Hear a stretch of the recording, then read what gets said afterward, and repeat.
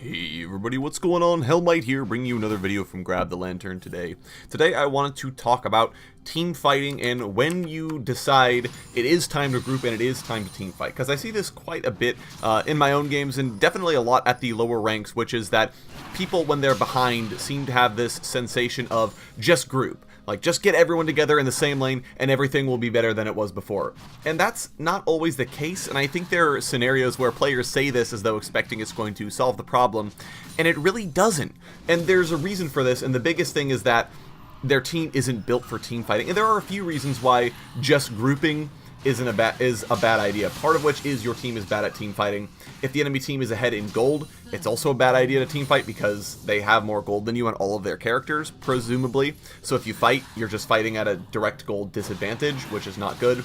Or if the enemy team is built to team fight, so if you have a Misfortune, an Annie, and an Amumu, you never want to be grouped because the Amumu will go in with his bandage toss, Annie will get the follow-up stuns, and then MF will bullet time over the divide, and your entire team is going to get wiped. You can't just group against that kind of team composition because even if they're behind, they have such a strong team fighting composition that to group up together is asking for yourself to get killed.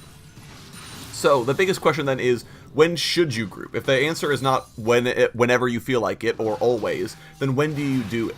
The biggest reason to actually start grouping up, if you don't have a great team fight, is because you're facing an enemy team that wants to look for picks. So if the enemy team's running, let's say, a couple of different assassins, so like Pyke or Talon, or Nocturne, in this situation, Nocturne, Talon, they're looking for picks.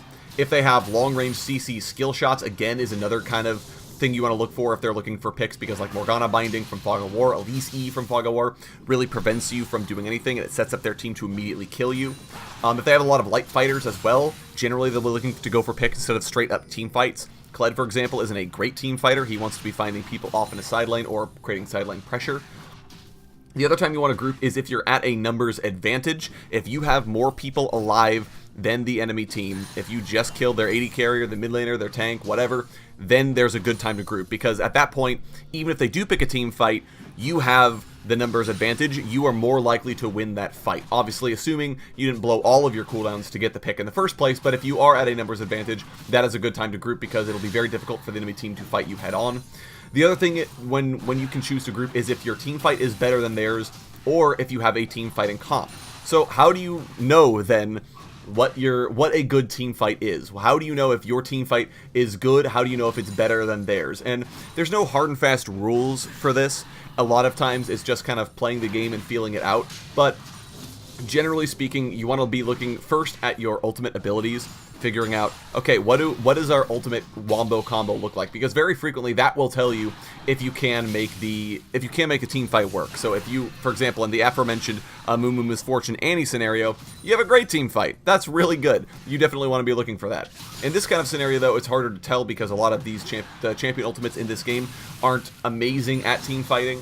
But as we're kind of get to, in this game, the enemy team does have a better team fight because they have better damage in the form of Misfortune and Vladimir. Comboing a Hemoplague with a bullet time is really important. It does a lot of damage, and it's a good way to get damage onto multiple members of the enemy team. Now, what they are missing is area of effect crowd control, which is the biggest reason that you'd want to be team fighting. Something like Malphite Ultimate, or Alistair Headbutt Pulverize, or even something as simple as getting a multi-man Shen Taunt kind of qualifies. Obviously, the more reliable the CC is, the better, and the more likely it is that you're going to have a good team fighting composition.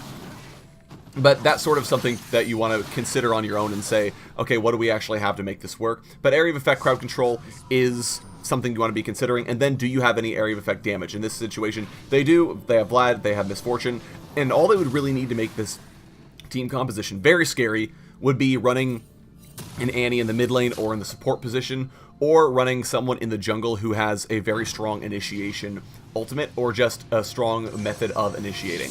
Would make their team composition very scary and would be something that we would never want to team fight, but instead they have a couple of assassins, which definitely makes it so that they're not quite as effective at doing so. But neither of us in this game are particularly built for it anyways, so team fighting isn't really going to come down to it. We're both about even. But especially if you're looking at the enemy team composition and you're seeing things like, wow, they have a Malphite knockup, and they have a bunch of area effect damage from a Xayah, and then they also have a Syndra who's going to be getting those multi-man stuns and maybe setting up plays from the Fog of War. We probably don't want to team fight against that unless our team fight is even better. So then, if the enemy team has a better team fight, and they have a significantly better team fight, I should say. So you're looking at something like the sort of wombo combo team compositions I was just talking about. Or even if your team is just a lot of assassins, a lot of champions that want to be looking for picks from Fog of War, that sort of thing. What do you do if the enemy team has a better team fight? Because the clear answer is not to group. You don't want to do that because that's playing immediately into their hands. The first thing they'll do is basically be able to say, yeah, you know, we're gonna try to fight this out, and we're gonna win it, and there's not a whole lot you can do. So don't group up. You don't want to be all grouped in a lane unless you're underneath your own tower, at which point the tower damage can kind of mitigate some of the effectiveness of their team fight if they choose to initiate on you under your own tower. What you can do instead is create pressure in side lanes or on secondary objectives to kind of pull them apart. If you've got your AD carry splitting down in the bottom lane, or your top laner splitting down in the bottom lane, something along those lines, the enemy team might have to send somebody to deal with that champion, or they give up towers for free. You don't even have to necessarily take the tower. All you have to do is just be present and say, hey look, you have to come deal with me or you're going to give up objectives for free. So inevitably, they either have to make the choice where they have to immediately group and go for objectives elsewhere. So let's group as 5 and push mid, because that AD carry isn't going to be able to join the fight anytime soon. Or they have to send somebody down to deal with them. And in solo queue, very frequently, people will go to the side lanes to try and get the pick. But as long as you play safely enough and you back off, it's usually not that big of a deal. The other thing you could do is, instead of playing to their strengths, you want to be playing to your team's strengths, whatever they happen to be. If you're playing a poke comp, for example, you want to be setting up on objectives and then getting lots of damage down on enemy teams when they come to contest or during sieges. If you're playing pick team compositions, lots of assassins and lots of crowd control, as the enemy team kind of is playing right here, you don't want to be team fighting. You want to be basically warding up the enemy jungle, looking to catch champions that are transitioning between lanes and kill them. And then once you have the numbers advantage, then you can group up, because as I said before, having a numbers advantage generally means that you can win team fights.